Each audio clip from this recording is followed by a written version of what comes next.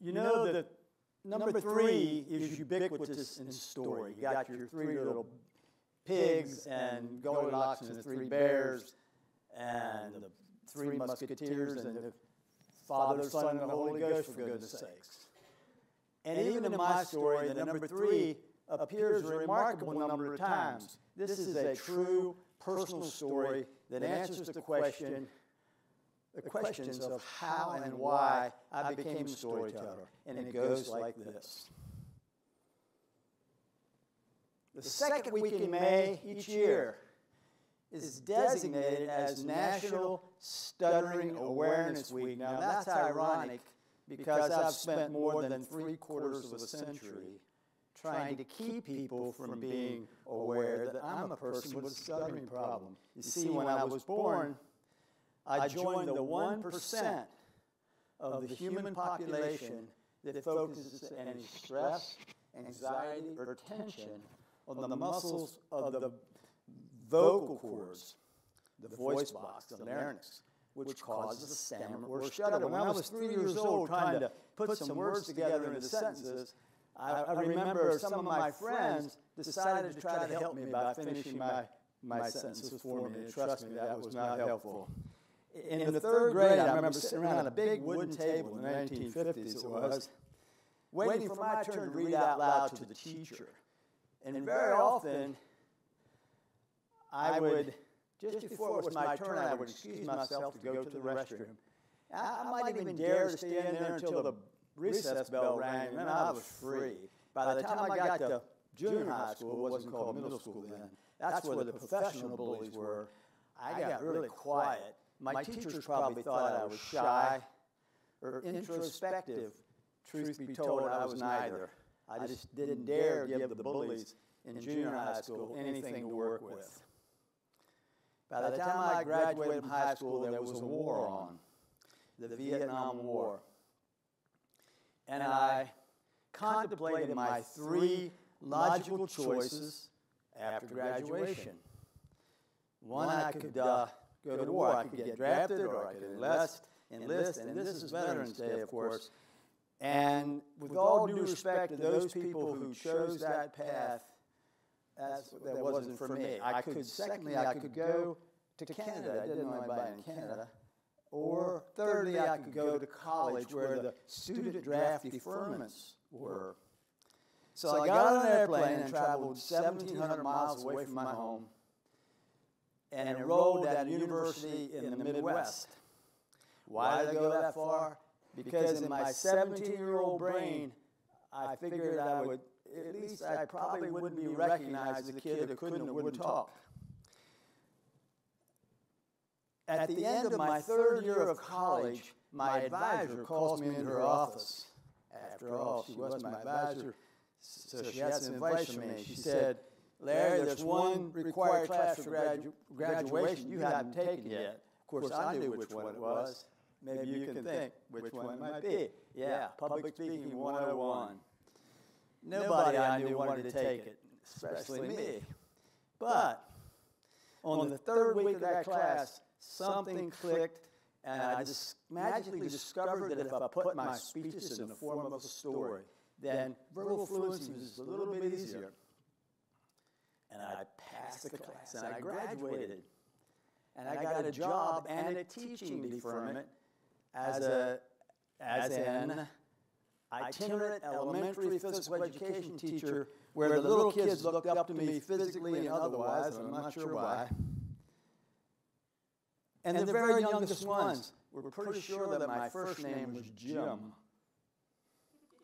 So I spent 37 years in public education, and the truth is that I dared every chance I had to tell the kids a story. 3 years before the beginning of the COVID pandemic, I went to a regional storytelling festival, which included a story swap open mic session where anybody could go tell a story.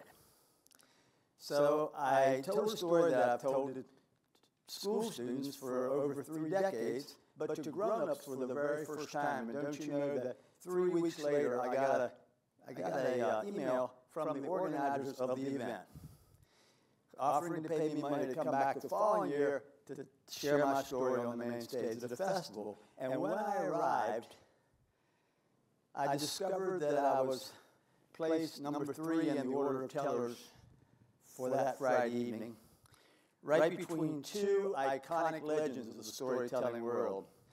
I didn't know who these people were at the time, but I do now.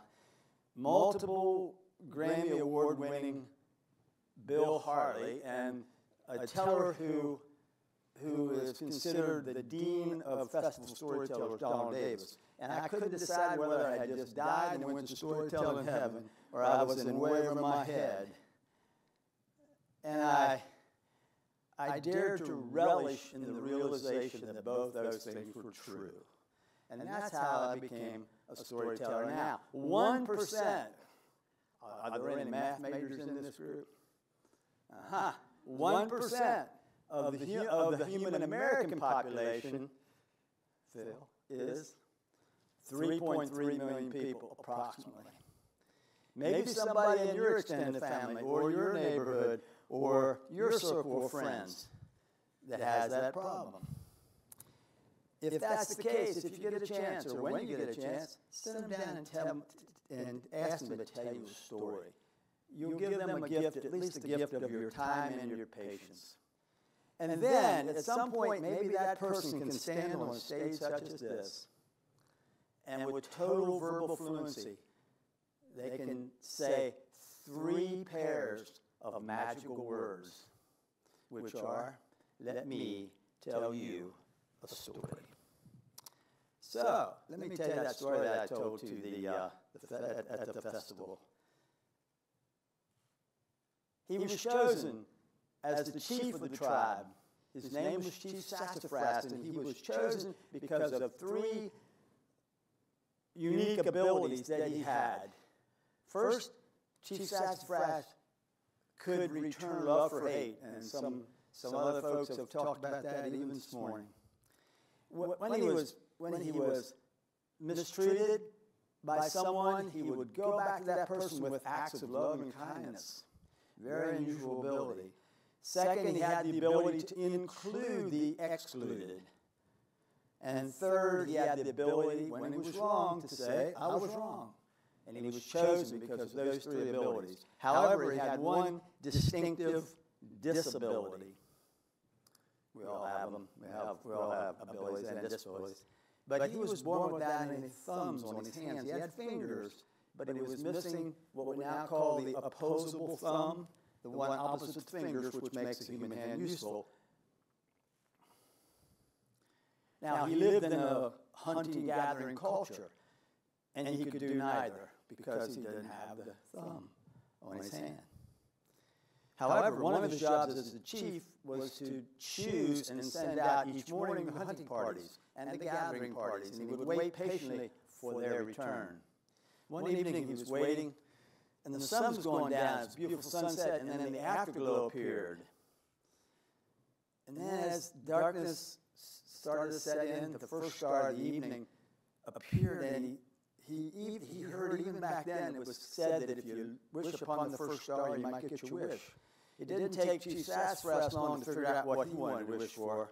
He wished to grow a thumb on either hand. Went into his lodge that night, slept very well, woke up the next day, walked out into the daylight, and sure enough, he had grown a thumb on either hand. And the legend goes that he went hunting that day for the very first time. He was able to hold his bow. And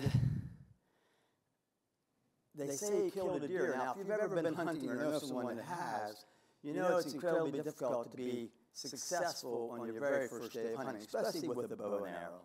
But they brought the big buck doe back to the settlement, and they roasted it over a huge fire. And they gathered some other foods, and they made a feast in celebration of Chief Sassafras' good fortune. And they celebrated and they ate, and they celebrated and ate. And with a full belly, Chief Sassafras staggered back towards his lodge. But just before he went into the darkness, out of the corner of his eye, he saw the sun go down, and the afterglow appear again. and the same star came up. And he thought, well, if one thumb is useful for the human hand, two thumbs must even be better. So he made a wish that he could grow an extra thumb on each hand. Went into the darkness of the lodge next morning, stepped out into the daylight. Sure enough, he had grown an extra thumb on each hand. Now it was time to go hunting that day. And so he went to pick up his bow, and he couldn't do it.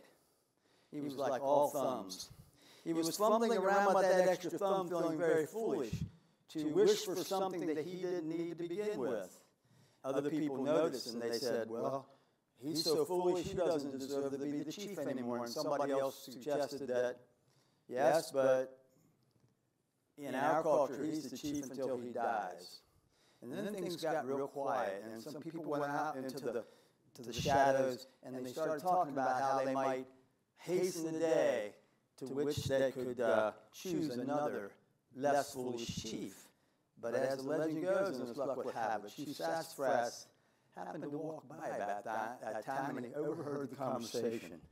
And he thought, well, maybe the hunting party is going to be hunting for him that day. So he ran up a mountain trail, and he got about halfway up, and he had to stop to rest. And he looked back down the trail to see if the hunting party was coming up. Sure enough, they were. And he went on up to the top of the ridge. At the top, very top of the mountain, he discovered he was on top of at the edge, on the surface and the precipice of a cliff. And down below was a raging river. He could hear the roar. He could see the whitecaps on the surface of the water. He could smell it. He could almost taste it. And he glanced back down the trail to see the hunting party getting closer and closer. And then he looked back across the horizon again, just in time to see the sun go down, and the afterglow appear, and the star came back out. And Chief Sassafras made a third wish. Now, nobody knows what he wished for, but when that hunting party got to the top of that trail, at the top of that ridge of the mountain, they knew they had tracked him up there, but Chief Sassafras had totally disappeared. Nowhere to be found. They looked down at the rocks at the base of the cliff at the edge of the raging river. He was not there. And then they looked again on the left and the right at the top of the ridge. And there was a brand new tree there they had never seen before. Some of those leaves on that tree were shaped like a hand with no thumb. Some of those leaves on that very same tree were shaped like a hand with a thumb, like a left hand mitten and a right hand mitten. And then there's, sure enough, on that very same tree, some leaves shaped like a hand with two thumbs. And that's the tree, of course, today that we call the sassafras tree. And that's how it came to be. Now, at some point, you might be hiking up a mountain trail, or maybe just in the woods somewhere, and you come across the sassafras tree with all those different leaves on the same tree. Very unusual. If that's the case, remind yourself that the truth is we all have the ability to return love for hate. And we all have the ability to include the excluded. And the truth is that we all have the ability to say I was wrong. And that's where the dare comes in. So we have to dare ourselves to use that ability or act on that ability whenever we can. And in the meantime, be careful what you wish for, because you just might get it. And now, I'm going to push this little button and see what happens. Ah, there it is. The German poet and filmmaker Werner Herzog, I'm paraphrasing now, says that something about the truth exists out by the horizon. I dare to suggest that the truth also resides in the afterglow.